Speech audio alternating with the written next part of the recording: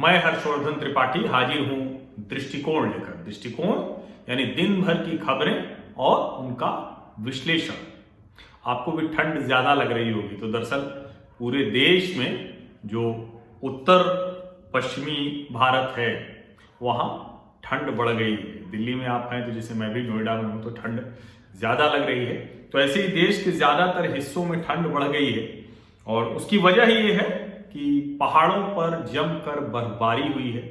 और जो मौसम विभाग ने बताया है कि अगले 2-3 दिनों में जो मध्य भारत और पूर्वी भारत है वहां कोई खास फर्क नहीं पड़ेगा, लेकिन उत्तर पश्चिमी भारत में 3 से 5 डिग्री तक वो टेम्परेचर कम रहेगा और दूसरे हिस्सों में भी 2 से 4 डिग्री टेम्परेचर तापमान घटेगा। और ये सब हो क्यों रहा है? ये सब हो इसलिए रहा है कि थोड़ी बहुत बारिश हो गई कई हिस्सों में और पहाड़ों पर जमकर बर्फबारी हुई है। अब पहाड़ों पर जमकर बर्फबारी होती है तो वैसे तो बड़ा अच्छा लगता है और लोग घूमने निकल पड़ते हैं, लेकिन जहां बहुत ज्यादा बर्फबारी होती है तो वहां मुश्किल भी खड़ी हो जाती है। और किस तरह की मुश्किल खड़ी होती है ये देखिए इसको आप।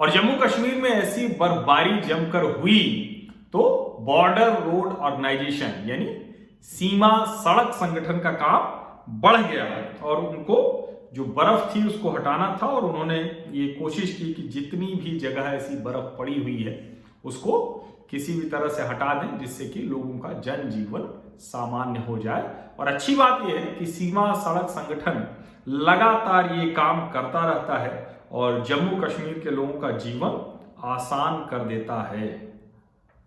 लेकिन सर्दियां बढ़ती हैं तो ये परेशानी होती है। सर्दियां बढ़ती हैं तो सीमा से सटे इलाकों से आतंकवादियों की घुसपैठ भी शुरू हो जाती है। और जम्मू कश्मीर में आज भी 2 आतंकवादी मारे गए, दोनों विदेशी आतंकवादी थे। और जनरल बिपिन रावत ने भी और दिलबाग सिंह ने भी, जो जम्मू कश्मीर के डीजीपी हैं, उन्होंने चेताया है। और दिलबाग सिंह ने कहा कि दरअसल जो डिस्ट्रिक्ट डेवलपमेंट काउंसिल के चुनाव हो रहे हैं उसको भी प्रभावित करने के लिए आतंकवादी घटनाएं बढ़ाने की कोशिश हो रही है। हालांकि जितने आतंकवादी आ रहे हैं सब के सब मारे जा रहे हैं, कोई वापस नहीं लौट रहा और ज्यादा गतिविधियां नहीं हो पा रही। अभी आतंकवादियों ने हमला कर दिया, पीडीपी नेता थे, उनके जो अंगरक्षक रहे मंजूर अहमद, उनके ऊपर आतंकवादियों ने गोली चलाई श्रीनगर के नातीपोरा में। और दुर्भाग्य से उनको वो गोलियों का, आतंकवादियों की गोली का शिकार रहे और हम उन्हें नहीं बचा पाए। लेकिन दूसरे 2 आतंकवादी मारे गए। और ये दरअसल दिखाता है कि जैसे ही सर्दियां बढ़ती हैं, बर्फबारी शुरू होती है, तो उसका कैसे दुरुपयोग करना चाहता है पाकिस्तान। वो जगह जगह सीज फायर वायलेशन करता रहता है। लेकिन आज जनरल बिपिन रावत ने भी बात की और उन्होंने कहा कि ये चीन हो या पाकिस्तान हो, भारतीय सेना पूरी तरह से तैयार है, फिर वो पूर्वी लद्दाख हो या फिर पाकिस्तान से सटी हुई सीमाएं हैं। और हमारी सेनाएं जल थल नभ सब में पूरी तरह से तैयार हैं और किसी भी तरह की चुनौती का मुंहतोड़ जवाब देने। उनसे जब पूछा गया कि पाकिस्तान तो लगातार गोलियां बरसा रहा है, सीज फायर वायलेशन करता है, तो उन्होंने कहा कि इसके लिए उनको ज्यादा चिंता करनी चाहिए, उनके ऊपर इसका ज्यादा बुरा परिणाम होगा।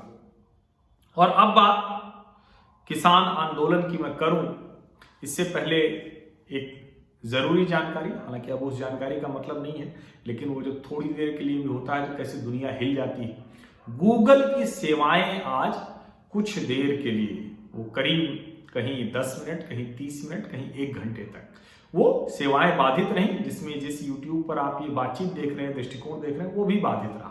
और उसके अलावा जीमेल, गूगल की दूसरी सुविधाएं, वो सब मुश्किल में पड़ गई और गूगल की तरफ से, यूट्यूब की तरफ से स्पष्टीकरण दिया गया। हालांकि अभी सही कारण नहीं पता चल सका है, फिलहाल सेवाएं ठीक हो गई हैं। और महंगाई दर के आंकड़े भी आ जाए किसान आंदोलन के बीच में, नवंबर में महंगाई दर 6.93% रही, जो अक्टूबर में 7.61% थी, यानी करीब अगर हम देखें तो 0.25% महंगाई दर घटी है, जो रिटेल में, जो थोक में महंगाई दर। हालांकि जो होलसेल प्राइस इंडेक्स है, वो जो इन्फ्लेशन है, वो नवंबर महीने में 1.55 रहा है, जबकि अक्टूबर में 1.48 था, यानी 0.7% थोक महंगाई दर बढ़ी है।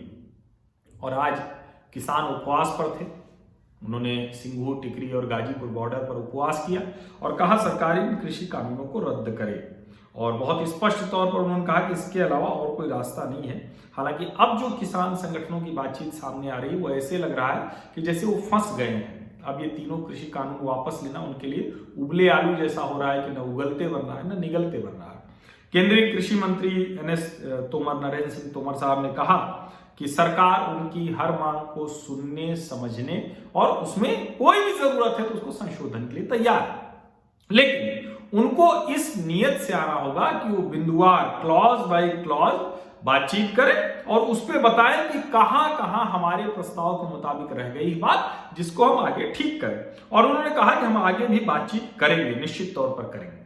आज हरियाणा के उप मुख्यमंत्री जेजेपी के दुष्यंत चौटाला, वो भी आज से दिल्ली में नेताओं से मुलाकात की, नितिन गडकरी से मुलाकात की। हालांकि वो सड़क परियोजनाओं को लेकर रक्षा मंत्री राजनाथ सिंह से, तोमर जी से, सबसे उनकी मुलाकात हुई, और मूल वही कि किसी भी तरह से किसानों के हित संरक्षित रहे और साथ में किसानों का संशय दूर किया जाए, क्योंकि देखिए हित तो उनके सुरक्षित हो रहे हैं इससे। अब तो देश भर से किसान निकलकर इसके समर्थन में आ रहे हैं। आज 10 बड़े किसान संगठन जो उत्तर प्रदेश, केरल, तमिलनाडु, तेलंगाना, बिहार, हरियाणा, महाराष्ट्र, इन सबसे एसोसिएटेड हैं, और जो ये संगठन है इसकी स्थापना महाराष्ट्र के अति प्रतिष्ठित नेता रहे शरद जोशी जी ने की थी। आज वो मिले ऑल इंडिया किसान कोऑर्डिनेशन कमेटी के बैनर तले, और उन्होंने कहा कि ये बिल्कुल ठीक है, और उसमें उन्होंने आगे की बात की है कि जैविक खेती, बीजों की गुणवत्ता और जो दूसरे मामले हैं उस पर सरकार को कानून स्पष्ट करना चाहिए, तेजी में उसको लागू करना चाहिए। जो चौटाला जी ने भी कहा, दुष्यंत चौटाला ने, कि कृषि मंत्री और गृह मंत्री लगातार इस मुद्दे पर चर्चा कर रहे हैं और हमें उम्मीद है कि जल्द से जल्द इस पर कोई रास्ता निकल आएगा। और उन्होंने ये भी कहा कि जो 40 यूनियन है, जो पंजाब की किसान यूनियन है, हमें उम्मीद है कि वो बातचीत में फिर से शामिल होंगे। अब इन सब के बीच भारतीय जनता पार्टी के जो नेता हैं, जैसे पंजाब से अश्विनी शर्मा जो उनके अध्यक्ष हैं, उनकी अगुवाई में आए पंजाब के भाजपा नेता, उन्होंने मुलाकात की रक्षा मंत्री राजनाथ सिंह और वाणिज्य उद्योग मंत्री सोम प्रकाश से। इसी तरह से नरेंद्र सिंह तोमर से हरियाणा के सांसदों, विधायकों ने मुलाकात की भाजपा के अध्यक्ष ओम प्रकाश धनखड़ की अगुवाई में। दरअसल ये सब अब हो क्या रहा है, अब भारतीय जनता पार्टी इसको पॉलिटिकली काउंटर कर रही है, क्योंकि देश भर से उसको समर्थन मिल रहा है, किसान इसके पक्ष में है बहुतायत, जो नहीं है उनको अब ये समझ में आना चाहिए, और ज्यादातर को ये समझ में आ गया उनकी मुश्किल है, क्या करें, कैसे पीछे लौटे। उनको ये दिख रहा है कि किसानों के नाम का कैसे दुरुपयोग कनाडा में खालिस्तानी कर रहे हैं, लंदन में खालिस्तानी कर रहे हैं, वॉशिंगटन डीसी में खालिस्तानी कर रहे हैं, और पंजाब के किसान वो किसी भी कीमत पर देश के खिलाफ नहीं जा सकते। इसलिए उनको अब नहीं समझ में आ रहा है कि कैसे वापस जाएं। और वहां जिस तरह का माहौल रहता है वो सब बहुत भावुक लोग हैं, बहुत जोशीले लोग हैं। हमें लगता है कि सरकार को बातचीत करके उनको मनाना चाहिए, लेकिन कानून व्यवस्था वाला मामला बिल्कुल देखना चाहिए, उसको कड़ाई से निपटना चाहिए। जो उसमें ऐसे एंटी नेशनल से उनको चिन्हित करके कानून का प्रयोग करना चाहिए। और ये अच्छा है कि अब पॉलिटिकल काउंटर करना है वो सरकार, भारतीय जनता पार्टी ठीक से कर रही है। आज देवेंद्र फडणवीस ने कहा कि ये उद्धव जी जो कह रहे हैं कि दिल्ली में इमरजेंसी जैसे हालात हैं, तो बेहतर होगा कि पहले महाराष्ट्र के हाल देखें, यहां किसानों के ऊपर लाठियां चल रही हैं, लेकिन यहां की वो बात नहीं कर रहे हैं। रतनलाल कटारिया जो केंद्रीय मंत्री हैं और हरियाणा के भाजपा नेता, उन्होंने आज एक बड़ी अच्छी बात कही।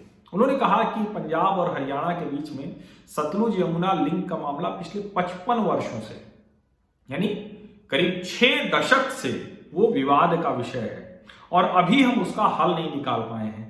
अब ये इस तरह से किसान कानून पर इस तरह की कंट्रोवर्सी ले आना, इस तरह से वो देश को पीछे धकेलने की एक स्थिति बन रही है, अच्छा हो कि वो ना हो। लेकिन राजनीति करने वाले तो राजनीति कर रहे हैं। कांग्रेस के नेता भी वहां पहुंचे हुए थे और बाकायदा अरविंद केजरीवाल उन्होंने आज अनशन किया और उन्होंने भी उसी तरह की बात की जो अक्सर वो करते हैं। राजनीतिक ड्रामेबाजी नौटंकी में वो माहिर हैं। जब मैं ये कह रहा हूं तो इसको कतई ऐसा नहीं है कि मैं किसी पूर्वाग्रह या दुराग्रह की वजह से कह रहा हूं। अगर आपने कानून लागू नहीं किया होता तो मैं मानता। अरविंद केजरीवाल ने कैप्टन अमरिंदर को कहा कि आप ड्रामा कर रहे हैं, नौटंकी कर रहे हैं, और खुद वही कर रहे हैं। यहां उन्होंने इसको नोटिफाई कर दिया है, लेकिन अब वो किसान आंदोलन के समर्थन में आ गए हैं और झूठ फैला रहे हैं, किसानों में डर पैदा करने की कोशिश कर रहे हैं। ये बहुत अच्छी बात नहीं है।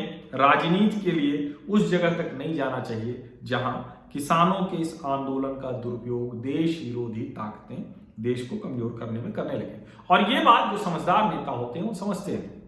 जो फिक्की का एनुअल कन्वेंशन चल रहा है उसमें आनंद शर्मा कांग्रेस नेता के तौर पर थे। उन्होंने एक बात कही, उन्होंने कहा कि देखिए कोविड-19 की वजह से भारत की अर्थव्यवस्था बहुत बुरे हाल में है, बहुत मुश्किल हुई है, लेकिन इसको मैं पढ़ देता हूं जो आनंद शर्मा जी ने कहा है। Our economy contracted due to COVID-19, but our capacity increment in terms of manufacturing PPE kits, ventilators and other equipment is a credit to the people, society and government. We got together as a nation to respond. ये जो है ना, we got together as a nation to respond, इसको बहुत अच्छे से समझना होगा। और अगर हम ये समझ पाए तो शायद हम देश जो बहुत बड़ा अवसर है, दुनिया भारत को चीन के विकल्प के तौर पर देख रही है, हम मैन्युफैक्चरिंग हब बन सकते हैं, मेक इन इंडिया का सपना साकार हो सकता है, वो पूरा हो सकता है। आज मध्य प्रदेश में फिर से जुबानी जंग हुई। और अच्छा, मैं राज्यों की बात करूं उससे पहले एक बड़ी दुखद आज खबर फिर हुई। किसानों का आंदोलन चल रहा है। अभी डॉक्टरों ने कहा कि आयुर्वेद वालों को क्यों सर्जरी दे दी। आज एम्स की नर्स सब हड़ताल पे चली गई। अब वो कह रहे हैं कि जो 6वां वेतन आयोग है वो जो है अभी तक नहीं हुआ है। गुलेरिया साहब ने बड़ी अच्छी बात कही, डॉक्टर रणदीप गुलेरिया जो एम्स के निदेशक, उन्होंने कहा कि जब कुछ ही महीने रह गए हैं और वैक्सीन हमें देश भर में देनी है, हम दुनिया के लिए उदाहरण बन सकते हैं, ऐसे में ये ठीक नहीं है। मैं अपील करूंगा सभी नर्सेस से और नर्सिंग स्टाफ से कि वो हड़ताल पर न जाएं और काम करें जिससे इस महामारी के दौर में हम आसानी से इससे पार पा सकें। और ये अच्छा तरीका नहीं है कि जब देश दुनिया इस तरह से जूझ रही हो और खास करके देश जूझ रहा हो, उस समय हड़ताल के जरिए कोई समाधान निकालना अच्छा नहीं है।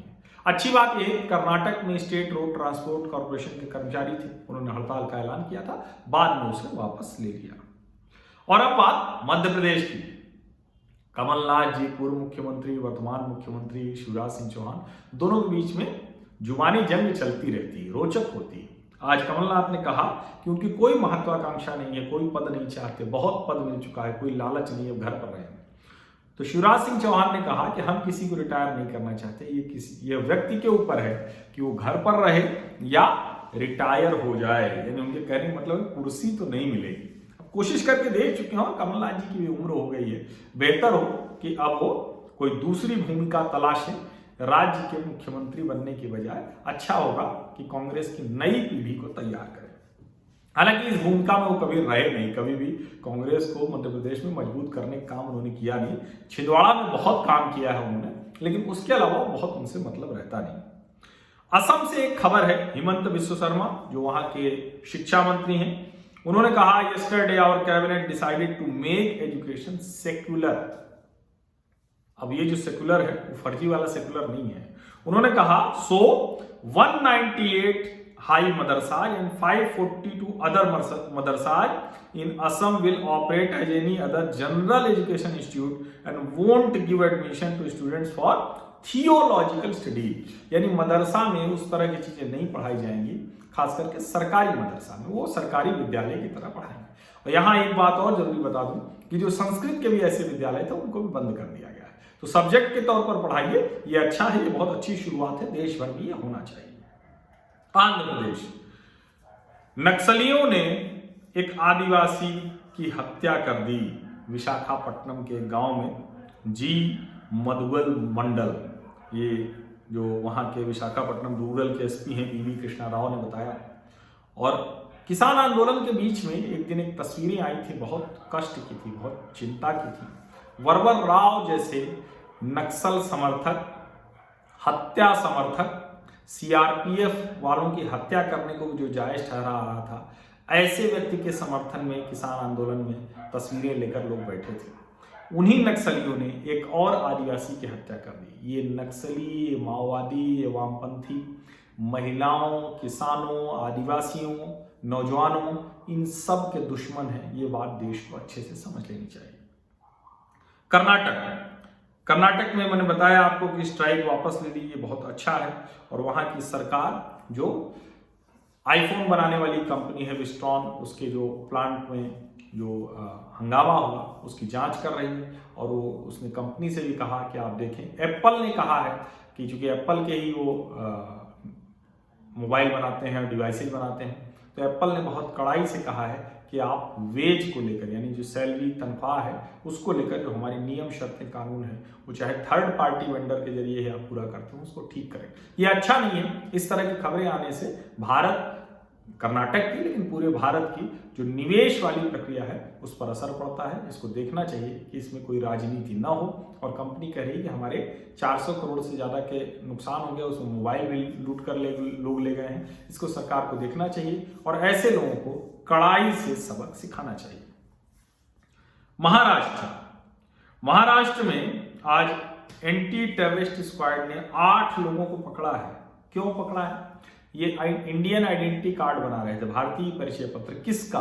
बांग्लादेशियों का। अवैध रूप से जो आते थे उनको पकड़ा गया है। अब सवाल यही, पैन बनाएंगे या आधार बनाएंगे, सब कुछ बना रहे थे। जब कहा जाता है कि बांग्लादेशी घुसपैठ बड़ा मुद्दा है, नागरिकता कानून चाहिए, सिटीजनशिप अमेंडमेंट एक्ट चाहिए, एनआरसी चाहिए, तो राजनीतिक दल इसमें भी राजनीति खोजने लगते हैं और हिंदू मुसलमान करने लगते हैं। ये बेहद शर्मनाक है और देश के लिए खतरनाक भी है। अच्छा है कि ज्यादा से ज्यादा लोगों को ये खबरें पता चले। गोवा, महाराष्ट्र में जो जब वहां सरकार बनी थी तो संजय राउत ने दम भरते हुए कहा था, गोवा से किसी एक पार्टी वाले को बुला लिया था और वहां बयान दिया था। तो महाराष्ट्र का असर गोवा में दिखेगा। गोवा में भी सरकार हम बदलने जा रहे हैं। अब गोवा के मुख्यमंत्री भाजपा नेता प्रमोद सावंत, उन्होंने बताया कि गोवा में जिला पंचायत के चुनाव हुए हैं और नॉर्थ गोवा, साउथ गोवा दोनों के जिला पंचायत चुनाव में भारी बहुमत से जीत गए भारतीय जनता पार्टी। 25 उत्तरी गोवा की सीटों में से 19 भाजपा जीत गई। दक्षिण गोवा की 17 सीटों में से 14 जीत गई। अब संजय राउत जी कहीं हो तो उनको गोवा के नतीजे जरूर देखना चाहिए, क्योंकि जोड़ तोड़ करने के लिए भी कुछ तो नंबर चाहिए होंगे, आंकड़े चाहिए होंगे। और अब खबर केरल से। केरल के तिरुवनंतपुरम से एक खबर आ रही है। वहां का जो केरल कैथोलिक रिफॉर्म मूवमेंट है उसने आज कैलेंडर जलाए। केरल जो चर्च की तरफ से केरल कैथोलिक काउंसिल जो कैलेंडर होता है, सोचिए जो फ्रैंको मुलक्कल जो दुष्कर्म का आरोपी, दुष्कर्मी पादरी था, उसकी फोटो अभी भी कैथोलिक काउंसिल के कैलेंडर पर लगी हुई है। ये कितना शर्मनाक है कि जब इस तरह की घटनाएं सामने आ जाए, कानून की प्रक्रिया चल रही हो और ऐसे अपराधी की फोटो पादरी के तौर पर, ये ईसाई धर्म को मानने वाले, उस मत को मानने वाले, ईसाइयत को मानने वालों के लिए बहुत ज्यादा, जिसको कहते हैं, शर्मनाक भी है। उनको जहां भी वो इस चीज को कहेंगे तो ये उनके ऊपर एक आरोप लगता है। पश्चिम बंगाल में आज विधानसभा के नेता अब्दुल मन्नान वो मिले राजभवन में। जो पश्चिम बंगाल के गवर्नर हैं जगदीप धनखड़, उनसे मिले और उन्होंने कहा कि बहुत ज्यादा राजनीतिक हिंसा हो रही है, राज्य में कानून व्यवस्था की स्थिति बहुत खराब है और बहुत जरूरी है कि ये जो राजनीतिक तौर पर पुलिस पोस्टिंग हो रही है इसको रोका जाए। आप सोचिए कि ममता बनर्जी मानने को तैयार नहीं है। जो जगत प्रकाश नड्डा जी की जो सुरक्षा में तीनों आईपीएस अधिकारी थे उनको वापस नहीं भेजा है। अभी केंद्र और राज्य सरकार के बीच जंग चल रही है, तनाव का माहौल है। कैलाश विजयवर्गीय को इसी दौरान, क्योंकि वो भी उस काफिले में थे, उनको चोट आ गई थी। क्योंकि नड्डा जी की गाड़ी बुलेट प्रूफ थी इसलिए उनको कुछ नहीं हुआ। कैलाश विजयवर्गीय को जेड सिक्योरिटी के साथ बुलेट प्रूफ कार भी मिलेगी। ये ममता बनर्जी ने करार दिया। प्रधानमंत्री नरेंद्र मोदी आज वो बात कर रहे थे अलग अलग लोगों से, उद्योगपतियों से, स्टार्टअप से, एकेडमिया के लोगों से, और उन सबको स्पेस एक्टिविटी में, अंतरिक्ष की जो गतिविधियां उसमें शामिल होने के लिए कह रहे थे। और उन्होंने कहा कि जो उनकी सरकार ने, कैबिनेट ने जून 2020 में स्पेस सेक्टर को प्राइवेट सेक्टर के लिए खोलने के लिए जो एक नीति बनाई है वो गेम चेंजर साबित होगी। और उन्होंने कहा कि सबको आना चाहिए।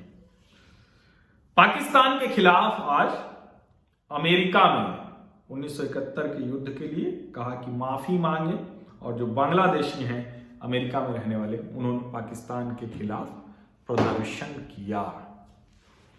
ये आज की खबरें, लेकिन दृष्टिकोण खत्म करते हुए एक बार मैं फिर से कहूंगा कि किसानों को ये बात समझना चाहिए, सरकार झुकी ही है, आपको झुकाना था, आप झुका चुके हैं। अब जिद छोड़ दीजिए। अब जिद नहीं करने का मतलब है अपने भले के लिए, हर किसान के भले के लिए और देश के भले के लिए। आपसे देश बहुत उम्मीद करता है, आपका देश बहुत सम्मान करता है। उस सम्मान को आप खतरे में न डालें, दूसरे किसानों के रास्ते की बाधा न बने।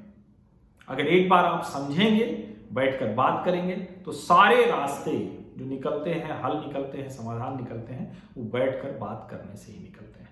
बहुत बहुत धन्यवाद।